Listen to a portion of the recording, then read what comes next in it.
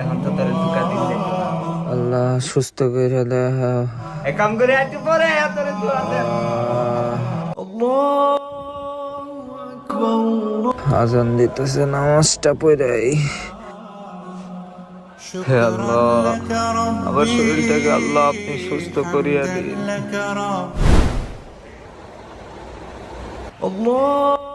আজান দিতেছে, থাক পরে নামাজটা বারাম দে।